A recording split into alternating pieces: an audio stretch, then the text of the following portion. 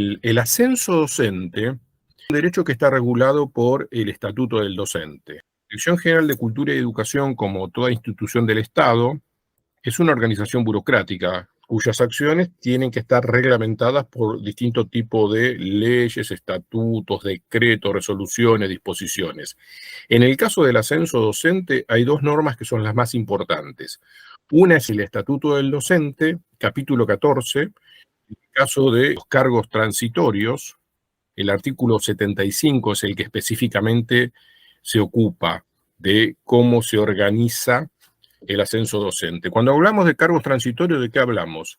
Hablamos de cargos suplentes o provisionales. En este caso hablamos de prueba de selección. Concurso es para titularizar. La prueba de selección se convoca por una disposición, que es la disposición de llamado a prueba de selección. En cambio, el concurso se convoca por una resolución. Por ejemplo, en el nivel secundario, el último concurso fue del año 2011. Terminó en el año 2011, es decir, que ya van 12 años que no hay concurso. Y todo lo inherente a la prueba de selección que está en el estatuto es incluido en el artículo 75 del mismo. Después hay una resolución muy importante que completa aspectos que no son abordados por el artículo 75 y organiza sobre todo la parte administrativa de la prueba de selección, que es la resolución 824 del año 2005. Tenemos el artículo 75 del Estatuto del Docente, que nos habla de las pruebas de selección, y del 76 al 88 habla de los concursos. Por ahora no hay vistas de que haya un concurso, así que nos vamos a abocar a las pruebas de selección. ¿Y qué nos dice el artículo 75? Nos dice, por ejemplo, las condiciones, cómo están conformados los jurados, las instancias evaluativas. Todo eso está o en el artículo 75 o en los subsiguientes, que si bien habla de concursos, se aplica también para las pruebas de selección.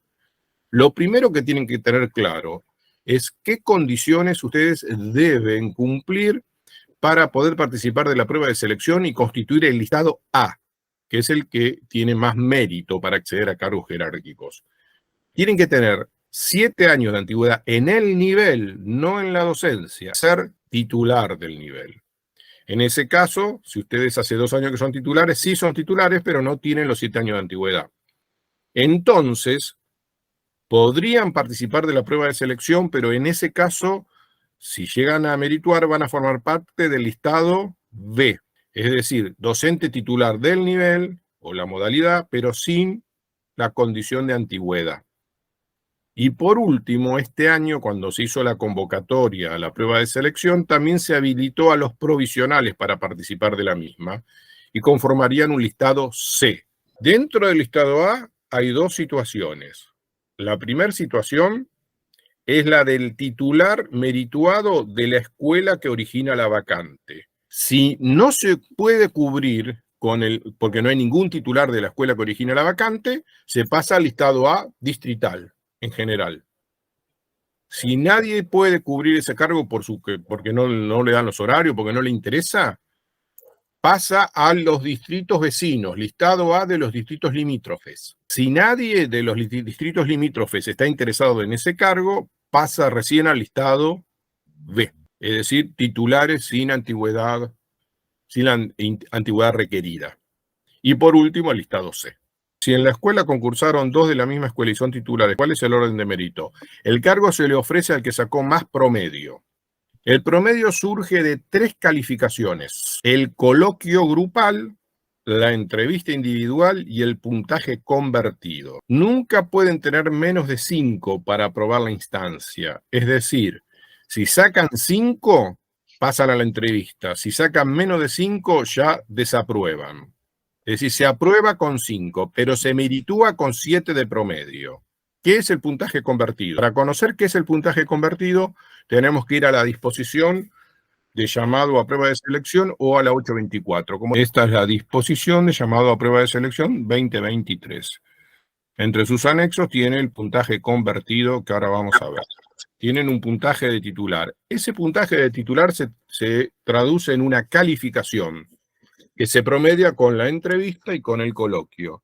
¿Qué puntaje de titular se toma? Al 31 de diciembre del año anterior a la prueba de selección. Hay dos tipos de prueba de selección. Hay prueba de selección para constituir listado y prueba de selección puntuales. ¿Qué diferencia hay? Hay una enorme diferencia. Es mucho más importante la prueba de selección para constituir listado porque quedás en el listado. En cambio, la prueba puntual es al solo efecto de cubrir ciertas vacantes. ¿Desde cuándo están y hasta cuándo duran los listados? ¿Y cómo se constituyen? En épocas anteriores de un acuerdo de paritaria, que se hizo ya hace muchos años, todos los años hacía una prueba de selección y al año siguiente caía el listado y se hacía una nueva. Ahora ya no es así. Das bien, es decir, merituás y quedás para siempre.